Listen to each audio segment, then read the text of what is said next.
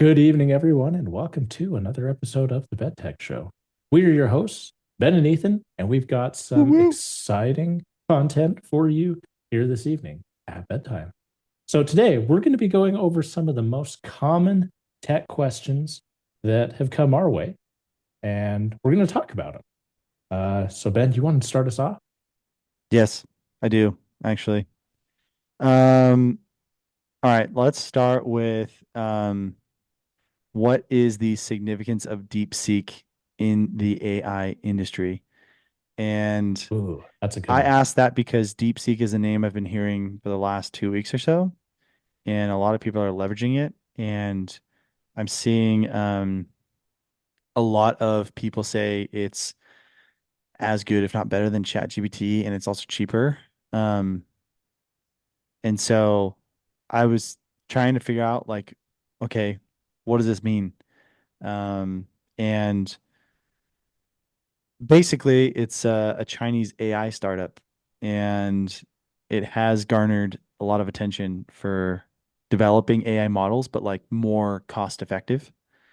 And it's prompted this discussion of like, does AI actually need to be that expensive? And if you compare the pricing model that they have compared to ChatGPT, they're significantly cheaper.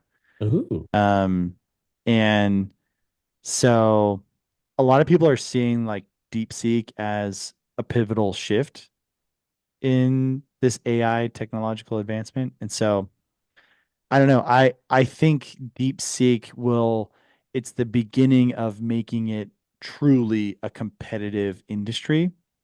And we'll start to see people, when I say people, I mean companies, be very strategic in how they develop their AI and then also charge for AI usage. But I wanted to get your thoughts. yeah. Like I hadn't heard of it a lot until recently. Hmm. um, when I saw Nvidia's stock decline rapidly. Um, it Yeah. not only from like their sales of their recent um, Blackwell lineup, but in addition to that and DeepSeek, it kind of tanked their stock as of recently. So I guess it's a good time to buy, but this is not financial advice. Um, but yeah, looking into it a That's a little big bit, disclaimer, not yeah, financial advice. not financial advice.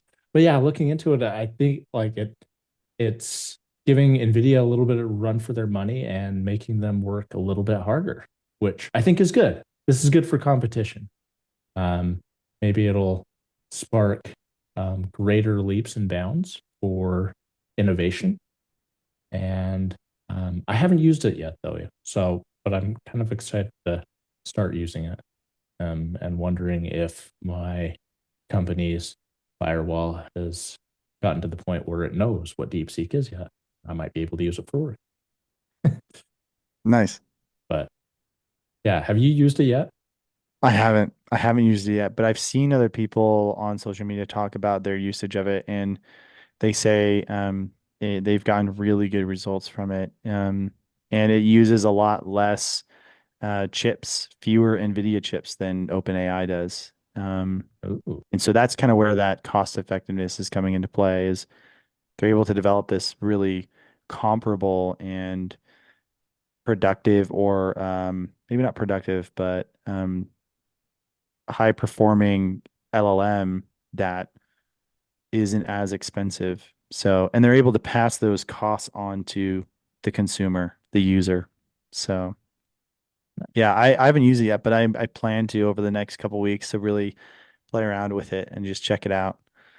So I wonder, Mike, do you think it being a Chinese-based company put some flags on there for U.S. Regulation, U.S. security, and all oh, it that stuff? probably does. For sure. We're gonna Yeah. have the next TikTok here. But I'm sure OpenAI is already lobbying, shut down DeepSeek, you yeah. know? So, yeah, it probably has some questionable privacy practices. However, um, depending on what you're putting in there and what it's looking at, it could be a useful tool. and it may be a better alternative to Chat GPT.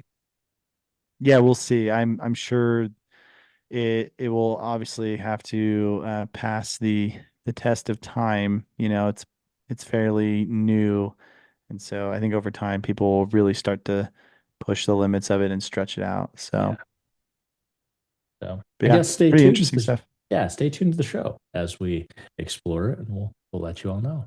Yeah, yeah, for sure. All right, Ethan, what do you got for us? What's your Okay. question that you'd like to answer? So I've got one. I I I like building computers, and a lot of people, have asked what type of cooler to put for your CPU, whether it be Ooh, an air cooler or a liquid cooler. And I would I say love this. it really depends on the type of CPU that you get. For like your mid tier to low tier CPUs, um, they don't generate a lot of heat. And so probably an air cooler is probably going to be sufficient. There are even CPUs that come with an air cooler in the box, which would be sufficient enough for what you're using. However, when you get into like the higher end tiers where you've got like the Ultra 9 now that Intel is deciding to brand their GPU as, or AMD's high 9000 series, you'll a liquid cooler would probably be sufficient for it. And there's kind of a variance of liquid coolers that you could use. You could do the all-in-one liquid cooler that has your pump, your reservoir, your what am I looking for? The fins that the air passes through, the radiator. That's what I'm looking for. Hmm. That's all in one. It's sealed. All the liquids in there. It's a pretty easy solution. Or you could be very, um, you could be really wanting to go all in and do your own custom loop, which poses a lot of other problems because you've got to pressure test the loop. You've got to bend the tubes. If you're doing hardline tubing, you got to get a pump, and you've got to fill it with whatever type of liquid you're wanting to put in there. So that's usually, I would say, for someone who really knows what they're doing, and is Yeah, really into liquid cooling. I mean, they look great. They're just a lot of maintenance. It's definitely something for somebody who's not faint of heart. Um, so the AIO is someone that's wanting to do liquid cooling. I would say the all-in-one solution is probably the best. But depend most of the time you can get away with an air cooler. Air coolers are a little bit easier because there's less moving parts, and it saves you a little bit of money.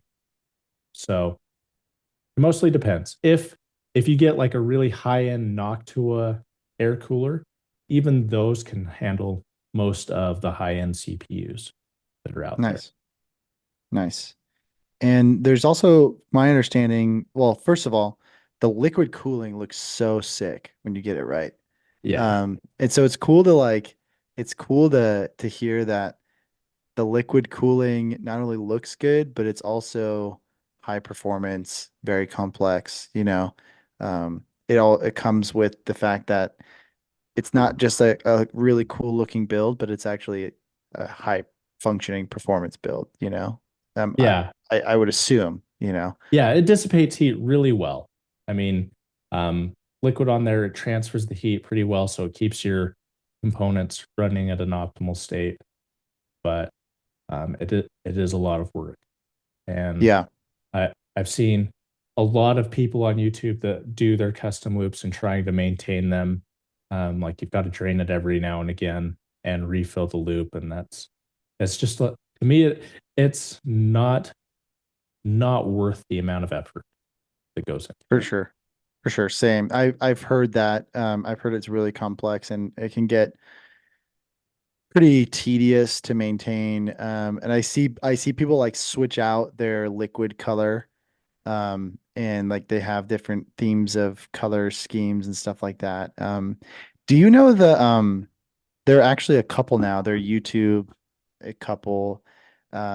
His name is Tech Tesseract, Oh and yes. then her name is Brittany, but you spell like Brittany, Nae, and then Tesseract is like their tag name that they go by. Hmm. They were both individual creators, like PC build enthusiasts, and then they met online because people would tag them, be like, "You should look at Tech Tesseract's build, or you should look at Brittany's build." And then they met. He's from the UK, she's from America, and they met, and then they eventually got married, bro. It was Oh, like crazy. crazy. But their builds are insane. Their builds are insane. Like, and they're constantly building new builds. It's so sick. If you let me see if I could share my screen here. Look at this. Give me a sec here. Let me make sure I got this pulled up right. Yeah, I'm looking at some of their stuff. Like their builds are they're on the HNL, whole nother level. Yeah, dude. Let me share my screen here. It's crazy. You can like see like this is one of their liquid cooling PCs with the pinkish liquid that they have, and she's done like the custom tubing before. Here's another one with like the blue color liquid cooling. It's so sick, That's you know? crazy. And then like that's wild, bro. So Yeah. that's Tech Tesseract, you know, and you can see that like they're doing their own custom tubing, and they're making it hot so they can bend it how they want, and it's pretty crazy, dude. It's pretty wild what they got. Their builds are insane, you know. And the Yeah. like this is like her personal one that uses fans, you know. It's just so insane. Their stuff is really cool. I recommend checking them out. It's pretty cool. So Yeah, I'll have they're to check those out. yeah, they're a couple that I like enjoy watching, and they're entertaining, you know. It's fun to watch them. They're cool. So yeah, I don't know much about liquid cooling and the different types of airflow, so that was fun to kind of hear about. So Nice. All right, well, what do you got for us? all right, my next one, let me pull up my list here, make sure I got it. Let's see. All right, so I want to make sure we talk about I want to go back to AI because that's just kind of my kind of thing that I'm talking about nowadays. Um, the next question is like, how do advancements in AI affect job markets and Ooh, people's that's a good one. jobs? Um, and I want to get your take, just like your opinion on what you've seen. I don't, this is like, there's no like right answer. It's just kind of based on what you've seen in your experience, from what you've seen other people experience, what you maybe experienced your personal hand, or like your personal life, your corporate life, whatever it might be. Where have you seen AI make an impact? Do you feel like it is taking over jobs? Do you feel like it's not quite there yet? What are your thoughts there? So a lot of like my coworkers um are not they are not very intimidated by what AI can do. And I think Hmm. it's because they don't understand what its potential is and what it can do. And so they're like, oh yeah, AI is not going to take over. And I'm kind of on the other end. I'm like, yeah, it is. There, I mean, AI is not going to replace people for doing their jobs. I think what it's going to do is people that use AI are going to replace people that don't. Yeah, I would agree. And that that if you're not using it in whatever industry you're doing it, that you're going to fall behind in such a way that you're not going to become marketable here in the future. Yep, I 100% agree with that. That's a really good point. I like how you articulated that because what I'm seeing in the market is people are leveraging AI to be faster, more efficient, produce a better product. They're leveraging AI to do the groundwork and then maybe the first 5 floors of a 10-story building. Let's just use that analogy. And then the individuals are taking the rest and just polishing it up, you know, shaping it up to be the right fit, whatever it might be, whether it's a video, whether it's pictures, whether it's a documentation of a process, whether it's recommendation, whatever it might be.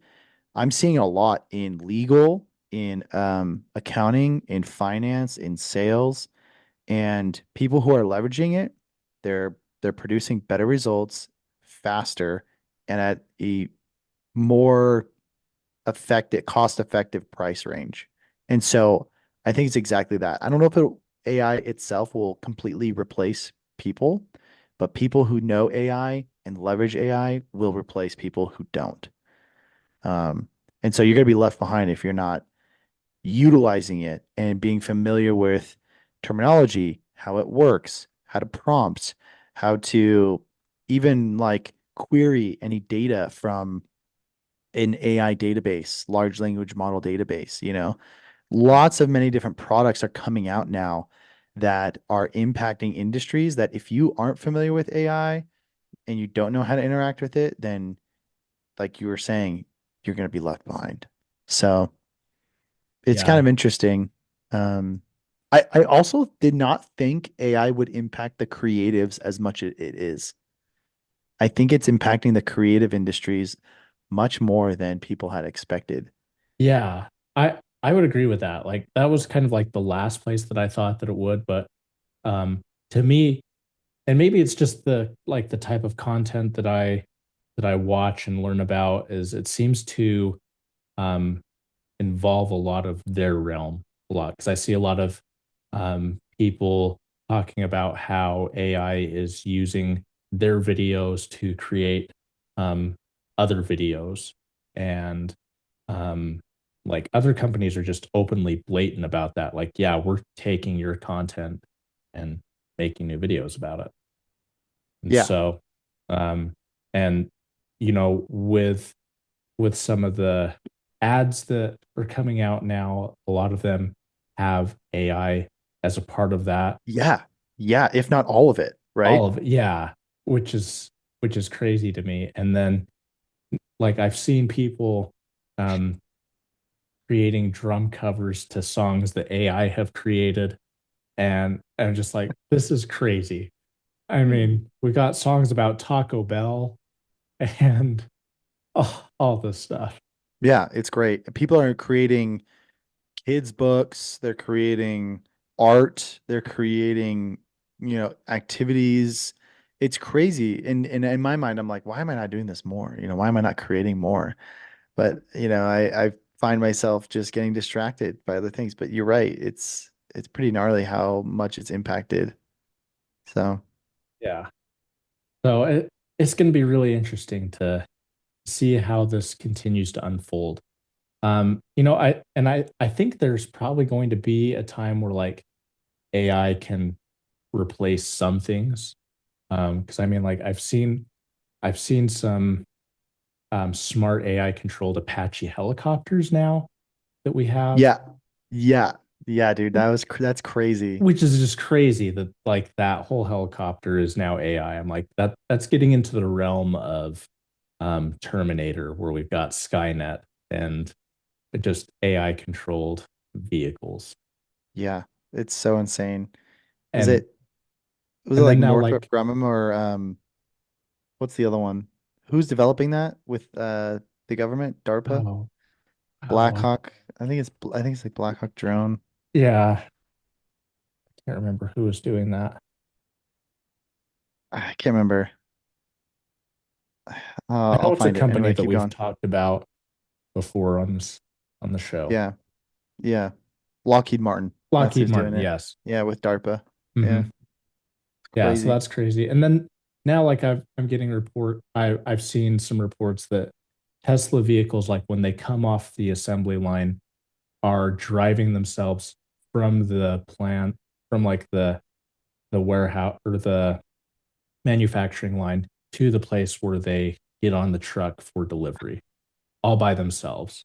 So like there's no human intervention in between those two points, That's crazy. which You I know think what? is awesome because that's like streamlining how they're getting vehicles out and Yeah, they get them out faster now. But for sure. yeah, I feel like my mind goes to just imagining the truck driver and just like herding the Teslas, yeah, like, all right, Red, you're next. All right, blue, you're next. Come on, let's go. All right. Like soon they're not gonna be truck drivers. They're gonna be EV shepherds. That's what's Yep. gonna be their EV name. shepherds. Yeah, just like let them go drive while you just kind of keep a wrangle around them. I don't know. This is so funny to think about, but also crazy. So Yeah. So yeah, I think there may be some overlap, but for the most part, I think really it's going to be um, people that can utilize AI and leverage that to do what they need to do. That's going to be the real um, that's going to be the real discrepancy between others that don't. yeah, I agree for sure. Um, it makes me every time I talk about I always think, where can I use it more? Where can I leverage it more in my day to day? Like, how can I automate things, or how can I make my life less busy? And a part of me just thinks I just need to be a little bit more aware that it's available to use. Like, questions in my head of like, what should I do here? How do I do that? Or how do I start a side hustle? Or Mhm. what should be my priority in this case? Like, why am I not talking to AI to ask these questions? Why am I not having a discourse there to get, insight from the internet and artificial intelligence? So I sometimes forget that it's like a resource to leverage. It's probably because you actually have human connections in your life. Um, so Probably. That's maybe. That's a good point. I'd rather talk to an actual human being instead yeah, of like a bot. yeah. Uh, So good question. Something that I've always thought of. Not everyone, but a lot of people are talking about that. How's it going to impact the industries? So appreciate your answers and your insight there, Ethan. yeah. So what's next Um, for you? What do you got for us? so another question that I've had come up is what is cloud computing and how does that work? And so Oh yeah. that is an interesting question because I mean, that's kind of been marketed as something that's like up in the sky and nobody has any idea of what it is. But from my understanding, and Ben, correct me if I'm wrong, because I think you're smarter on this subject than I am. But I don't know about cloud that. computing is a server, which is essentially just um, a a tower that's in a warehouse that is full of storage devices. And those storage devices are connected to a network in which other people can um, access via wherever they're going to save that data from. So, meaning that because it's on a network on the internet, people that have access to that specific address can read and write files from that server, which makes it like a cloud because it can be accessed from anywhere. Yep. Yeah, that's my understanding exactly. Exactly that. Being stored physically somewhere in some location, but accessible via network connection. So, um, I don't know if I told you this, but I lived in the Philippines. I lived in the Philippines for a few years as a missionary. And when I came back, I lived in the Philippines at the time when cloud computing was like becoming a thing. And um, I didn't have access to like new technology. I had like a Nokia phone and my focus was missionary work. But when I came back to America, it was like everyone had their iPhones. So this is 2009 to 2011 for everyone listening. Everyone had their iPhones and everyone was like, "Oh yeah, like I could just get my pictures from the cloud." And I was like, "The what?" They're like, "The cloud." And I'm like, I'm sorry. I'm looking at the clouds. There's no photos in there. Explain this to me. That doesn't make any sense. And everyone just referenced the cloud and Uh-huh. it confused the crap out of me. And I just could not believe that there were like massive buildings with massive servers and storage in the middle of nowhere that's hooked up to the internet and people are just like plugging in. It just blew me Yeah. away. But that's pretty much what it is. And and now so much software is cloud-based. Almost Mhm. almost all new Almost all of it. software, yeah, it's all becoming cloud-based instead of on your computer, you know, what they call on-prem. And Mhm. it's not like a physical download on your computer, right? It's cloud-based. And meaning internet, you don't have to store all of the data and the information. But yeah, it's really interesting. What are the risks in your mind that like what are the trade-offs when it comes to cloud computing in your mind? Like risks, but also like pros and cons, stuff like that. Okay, so I'm going to do it from like me personally, and then Yeah. also as a function of my job where I'm handling I'm in charge of like data governance for our enterprise. Okay, so personal Oh, life, cool. um, I I think I think it's really cool to be able to I like the idea of cloud storage because it gives me the ability to access it anytime that I want, from anywhere that I want. Yeah. Um, the only problem is that I don't love the idea of somebody else hosting my data. It's because I mean technically they have access to it. Yes, they have their privacy practices, but they could do whatever the heck they wanted with that. Um, and if it just all of a sudden there was an earthquake, everything fell through, data could be gone because I don't really have any um, physical control over it. Yeah. And so Yeah. one of the things that I've tried to do is make my own cloud storage by having my own network server to host my own data. But Oh, interesting. So does that mean you have a large multi-terabyte storage that's hooked up to a network? yeah, that at least that's the plan. The Gotcha. only problem is like it I found that it's not as accessible and as easy as like iCloud is, for instance, For sure. because iCloud's like baked into iOS, so everything that I have there just automatically uploads. Whereas if I were to have my own, it would be kind of a manual process unless I build in um, some automations to make that happen. Yeah. Yeah. Um, so for right now, I mean, like I like it. I'm not in love with the idea of cloud computing, but I think it's like the best of what the options that I have so far. Um, when it comes to like the industry that I work for in healthcare, and helping to manage um, our data, anytime that we have a vendor that has cloud computing or their software solution is a cloud software, that's something that we have to take into consideration for those risks. That poses a lot more risk to the patient data that we are sending Mm, to them yeah. because Yeah. if it's on premises, that's fine.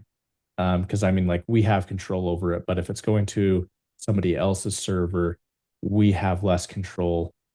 We need to build some additional things within the agreement, and processes to make sure that we have as much control over that as possible within that. So anytime that we can have like an on premises, like on our own servers solution, that is more ideal than an off premises at the expense of convenience. That makes sense. Yeah. Yeah, for sure. Less convenient, but safer. Hmm. Yeah, for sure. No, that makes sense. And I feel like there's expenses from both sides because if you are going to maintain the data on your side, then you have to invest in storage, right? Hmm. Just kind of like if you're going to keep anything physical, like ex for example, if you manufacture goods, you can either ship them to Amazon and Amazon stores them, or you can store those physical goods like in your garage. But if your garage is full, then you have to find more places to store it, right? And Right. that's kind of the risk you take. You either pay Apple on iCloud to store your stuff, or you pay for extra storage yourself. Um, there's definitely pros and cons there. I'm not gonna lie, like I know I probably should be more adamant on my own personal privacy, but a part of me is kind of like, how like how effective can I really be in this day Right. and age if I want to be plugged in to the world?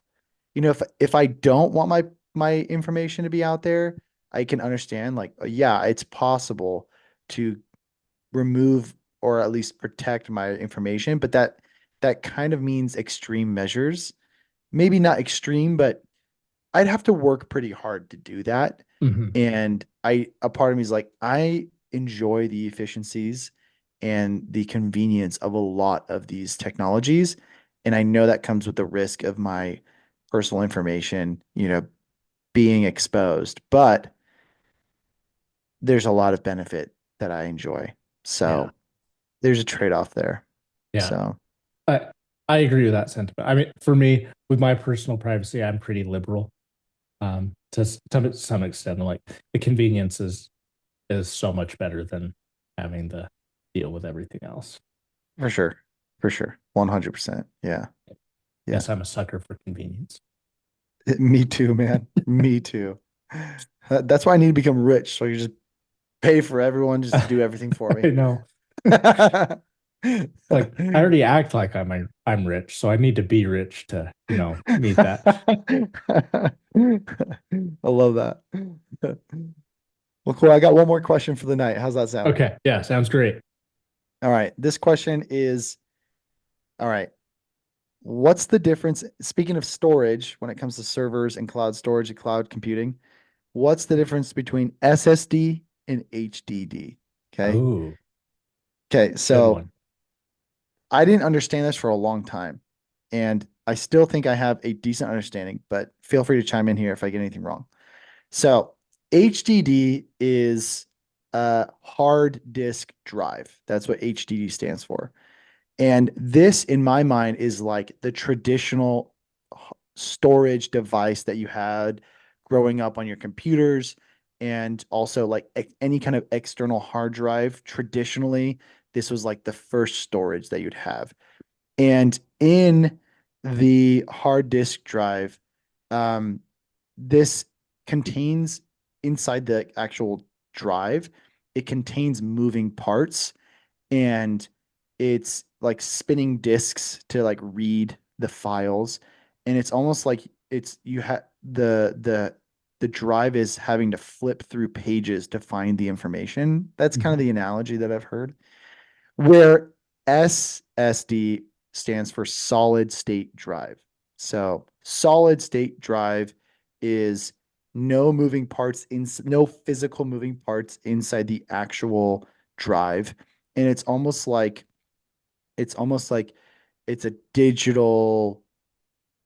uh a a digital database that you can instantly pull information from.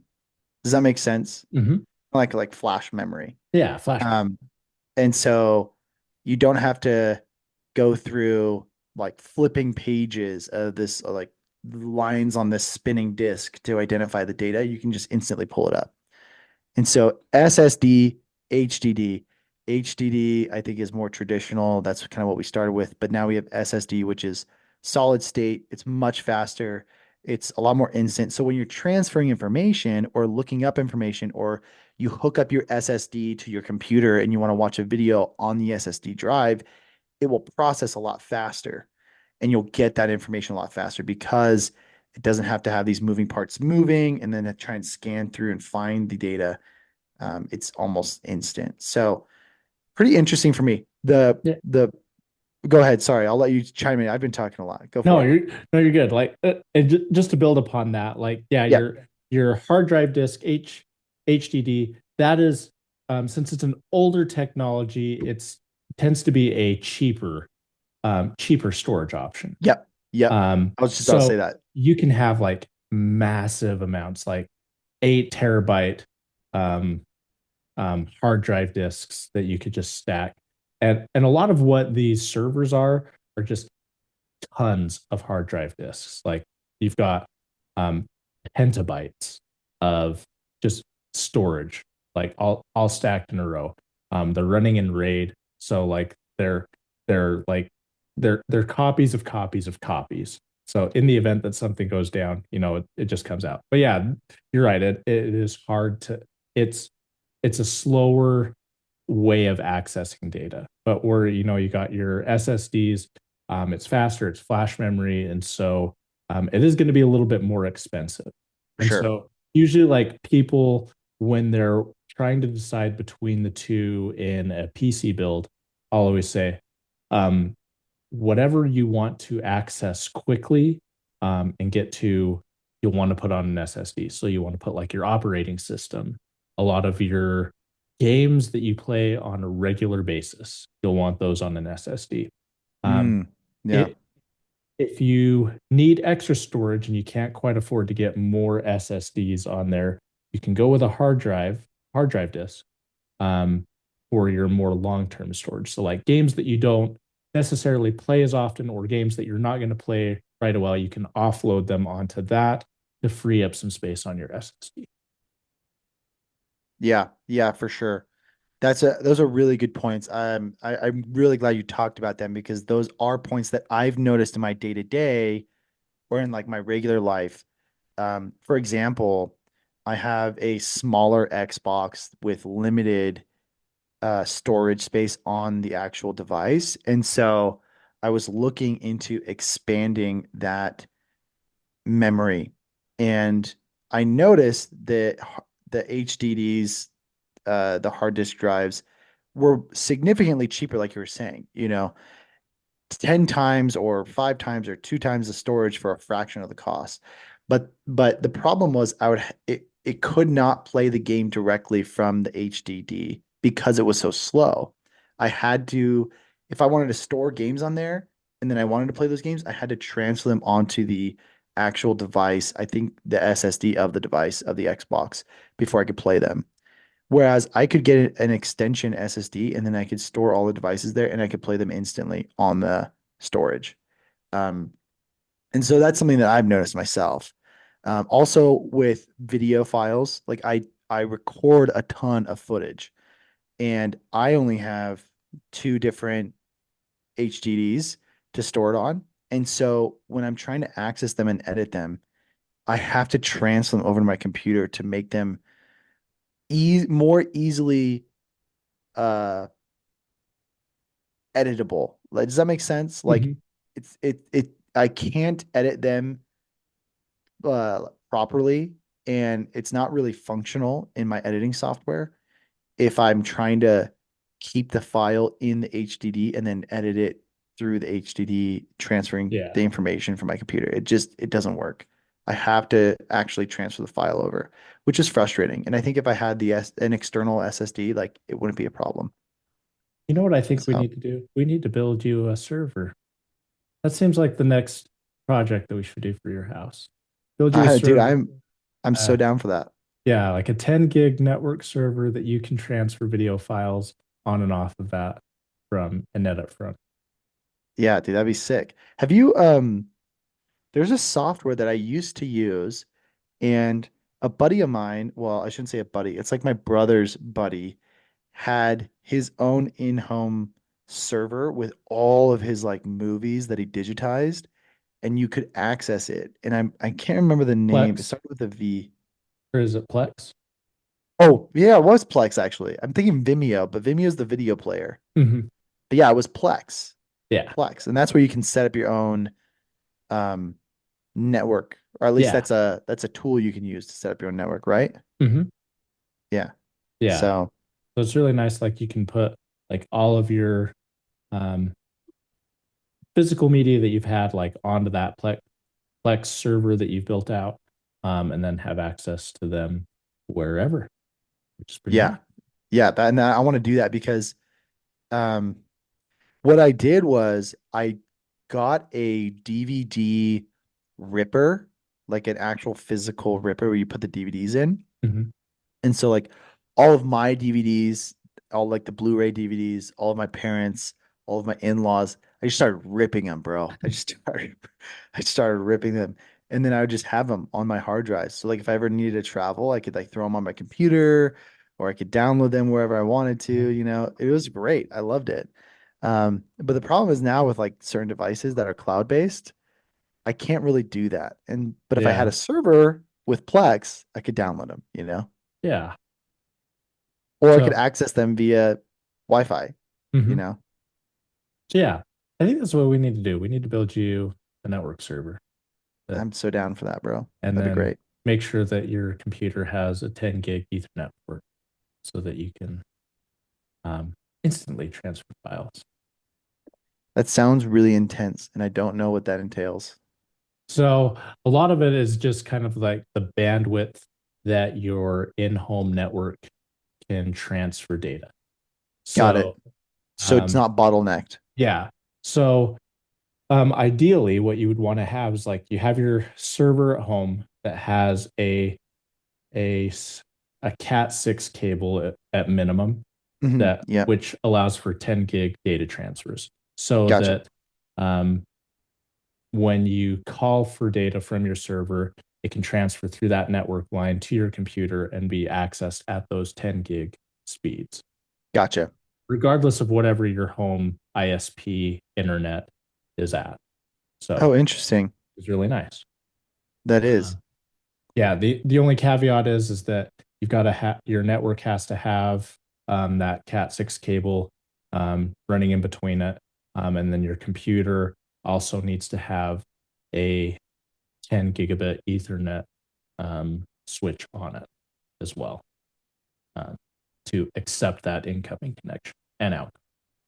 Yeah. Yeah, that makes sense. Interesting So, stuff. But that'd be so nice to have, you know? It would be mhm. pretty sweet to have. I would be a lot more bullish on accumulating more digital assets to put on that network. Yeah, Let's put it that way. we could get like 38 terabyte hard drives. We'll get we could get the Barracuda ones that are like super fast Yeah, dude. and then run them in RAID so that, if a set fails, that you can just hot swap them out.